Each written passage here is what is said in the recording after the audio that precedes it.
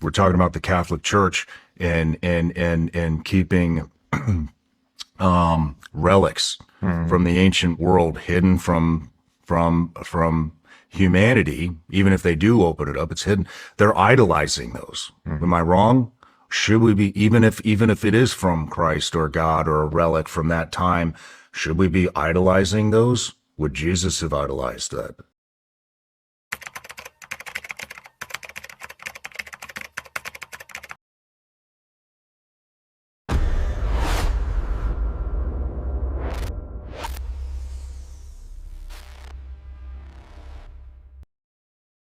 Sa loob ng libu-libong taon, may mga bagay na pinaniniwalaang naglalaman ng kapangyarihan. Mga bagay na hinawakan ng mga santo o mismong dugo ng mga banal. Pero papaano kung ang ilan sa mga to ay hindi lang banal, kundi may tinatagong madilim na lihim? Sa bidyong ito mga kaibigan, aalamin natin ang 7 sa pinakamisteryoso at kontrobersyal na relics sa kasaysayan ng Kristyanismo. Mga relic na sinasabi ng iba ay patunay ng milagro at ayon naman sa ilan, isang malaking panlilinlang. At sa huli, ikaw ang magdesisyon kung ano nga ba talaga ang mga bagay na to. Bago natin simulan mga kaibigan, alamin muna natin kung ano nga ba ang relic. Ayon sa mga eksperto, ang relic o relika ay maaaring labi ng isang santo, kagaya na lamang ng buto o dugo, o isang bagay na may direktang koneksyon sa kanila. Sa Kristyanismo, lalo na sa Catholic tradition, naniniwala ang ilan na ang relics ay may dalang kapangyarihan dahil ito ay tulay sa pagitan ng tao at ng banal. Regarding relics, and he just had an answer right away. Well, you know, we reference it to scripture, and it goes back to Elijah and his bones when he was dead. His relics were in a tomb, and the scripture clearly declares that a man was murdered near him, and they threw his corpse in there. And when his corpse touched the bones of Elisha, he came back to life. We believe that there's a power there, you know, with the holy saints of God. Just had an answer for everything. Merong 3 pangunahing klase ng mga relic. First class relics, mismong bahagi ng katawan, halimbawa buto o dugo. Second class relics, mga bagay na direktang ginamit ng santo o mismong pag-aari ng mga banal. Third class relics, mga bagay na nadikit o naipahid mismo sa first class o second class relics. At ang una nga sa ating listahan, The Incorruptible Jaw of Saint Anthony.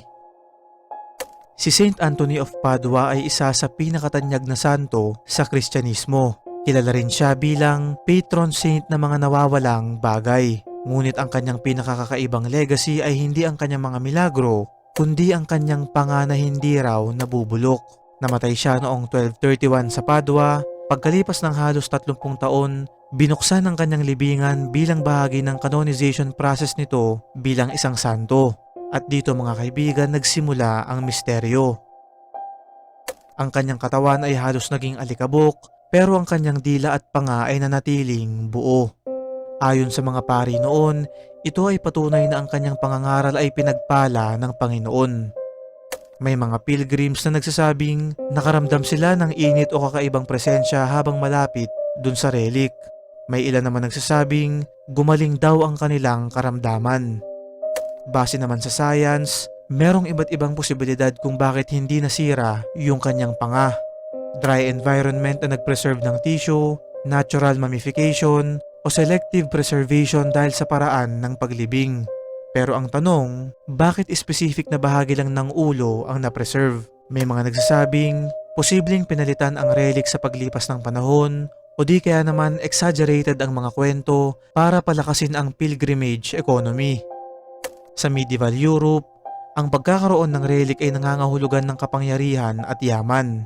Sa ibang kultura, ang hindi nabubulok na katawan ay tanda ng pagiging chosen o itinakda na may espesyal na kapangyarihan. Pero sa iba, ito ay senyales ng hindi mapakali na kaluluwa. The Skull of Mary Magdalene. Ang bungo ni Mary Magdalene ay matatagpuan sa St. Maximin Basilica. Ito ay nakalagay sa isang ornate reliquary na merong gintong maskara. Kapag tinignan nyo to mga kaibigan, para itong isang bagay na galing mismo sa nakakatakot na palabas. Natagpuan umano ang relic noong 1279 ng isang hari ng France at ayon sa kwento, ito ay nakatago sa isang sinaunang crypt sa Provence. Kasama ng bungo may natagpuan ding scroll na naglalaman ng salitang ito ay pagmamayari ni Mary Magdalene. Kaya lang wala pang paraan noon upang ito ay patunayan dahilan para hindi pa rin ito makumpirma. Ayon sa ulat, ang bungo ay may visible na ngipin na tila nakangiti. May mga reports din na ang mga bumibisita ay nakakaramdam ng kakaibang takot o reverence at noong mga nakaraang taon, sinubukan itong i-reconstruct gamit ang forensic science at ang resulta, isang mukha ng babae na may Middle Eastern features pero hindi pa rin ito sapat na ebidensya. Posibleng ito ay relic ng ibang tao o isang simbolikong artifact. At ayon pa nga sa iba, si Mary Magdalene daw ay may mas malaking papel sa early Christianity kaysa sa opisyal na kwento patungkol sa kanya ng simbahang Katolika. Oh, Mary Magdalene. Mary Magdalene. Oh, yes. really? Yes, Mary Magdalene. So this is my patient. This is my picture. It looks like a golden astronaut helmet with hair with Mary Magdalene's skull in the middle of it. It's a reliquary, in fact, and you can see that the most important part of it, which is the face, is still missing. And Maria Magdalena was here, and she was trying to catch Jesus. And Jesus stopped her. May I do it? This way.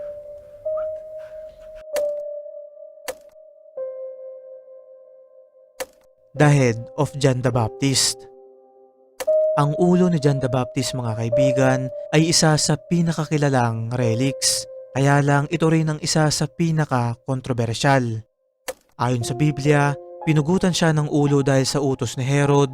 Ang kanyang ulo ay ibinigay kay Salome sa isang plato at pagkatapos nito nawala na sa kasaysayan ang eksaktong lokasyon ng ulo. Pero sa paglipas ng panahon lumitaw ang iba't ibang mga claims. Sa Umayyad Mosque, sa Amiens Cathedral at iba pang simbahan sa Europe. May mga lugar na nagsasabing hawak nila ang totoong ulo ni Saint John the Baptist at ang ibig sabihin lang nito may higit sa isang authentic relic ang ulo nung santo. Meron ding ilang ginawang pagsusuri dito, DNA testing, carbon dating, pero hindi pa rin nagkakaroon ng malinaw na sagot hanggang ngayon. Posibleng lahat ay gawa-gawa o hinati-hati ang relic para ipamahagi.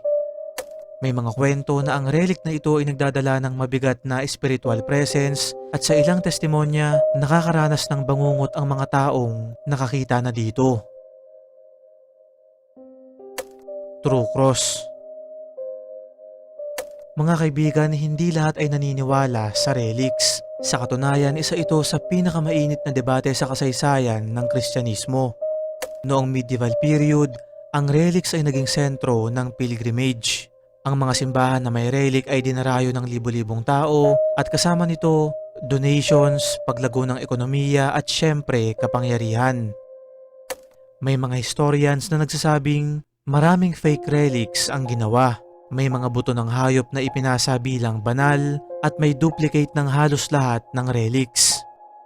Halimbawa, maraming piraso ng True Cross ang umiikot sa iba't ibang simbahan at kung pagsasamahin daw, mas malaki pa ito sa isang buong puno. Hanggang ngayon, tinatalakay ito sa mga documentaries, academic debates, religious discussions at kahit modern na ang mundo, hindi pa rin tapos ang debate. And I think it's a great segue to look at this next relic associated with Jesus.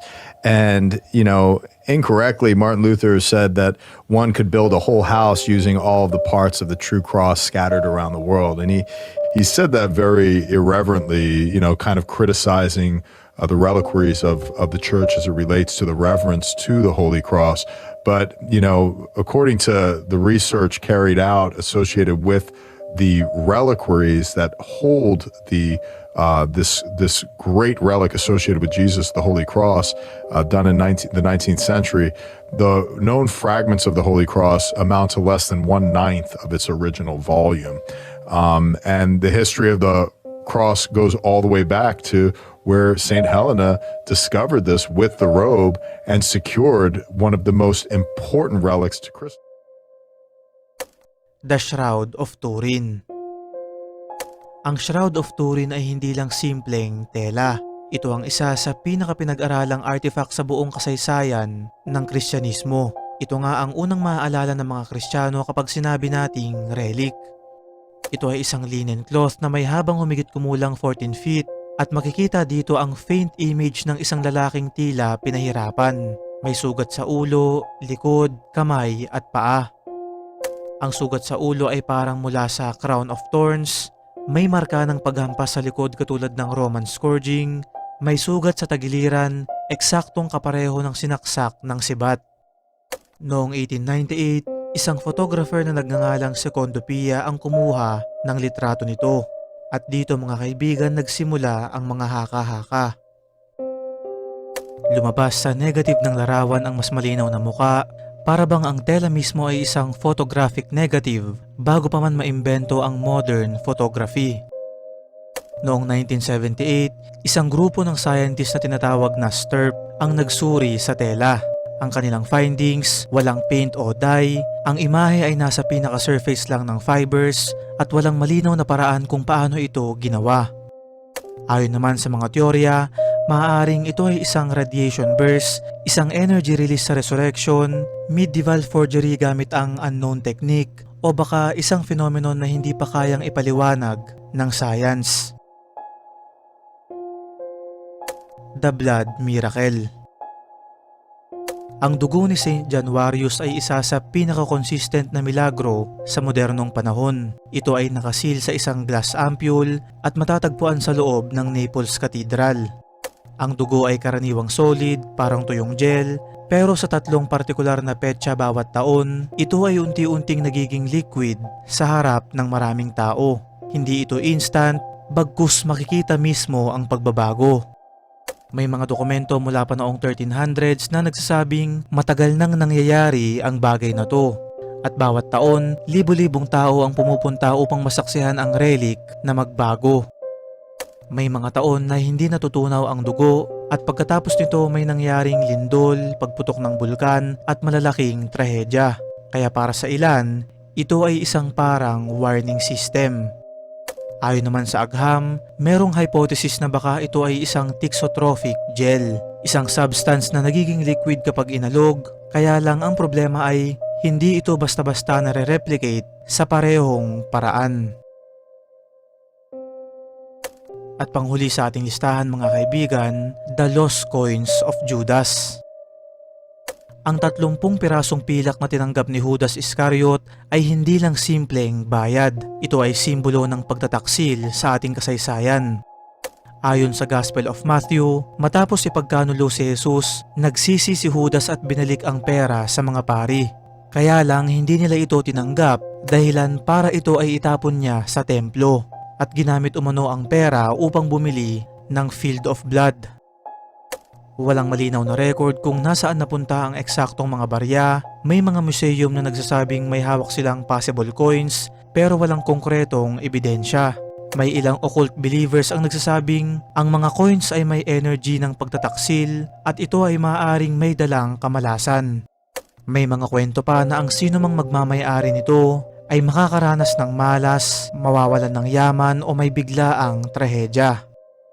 Ang ideya ng cursed coins ay lumabas na rin sa maraming pelikula at documentaries at kahit fiction lamang ang iilan, ito ay nakabase sa tunay na takot ng tao sa kataksilan. Sa puntong to mga kaibigan, matapos nating himayin ang 7 pinakamisteryosong relic sa kasaysayan ng Kristyanismo, isang bagay ang hindi pa rin nagbabago. Hindi ang dami ng ebidensya, hindi ang mga scientific explanation, hindi rin ang mga testimonies ng mga naniniwala. Ang mahiwagang tanong, hanggang saan ang pagitan ng pananampalataya at katotohanan? Dahil sa bawat relic na ating tinignan, may mga taong naniniwalang ito ay banal na patunay ng milagro. Pero sa kabilang banda, may mga nagsasabing ito ay produkto lamang ng kasaysayan, kapangyarihan at paniniwalang pinalakas ng panahon. At marahil, doon talaga nakatago ang tunay na hiwaga. Hindi sa relic mismo, kundi sa dahilan kung bakit patuloy natin itong pinaniniwalaan. Kung nagustuhan mo ang video na to, huwag kalimutang mag-like at mag-subscribe dahil napakarami pang kwento ang hindi pa natin nabubuksan. Mga kwentong mas madilim, mas mahiwaga at mas mahirap paniwalaan. Ano't ano pa man mga kaibigan ay wala pa rin sino man sa atin ang nakakaalam kung totoo ba to o hindi. Kaya nga sa atin ito lang ay isang hiwaga.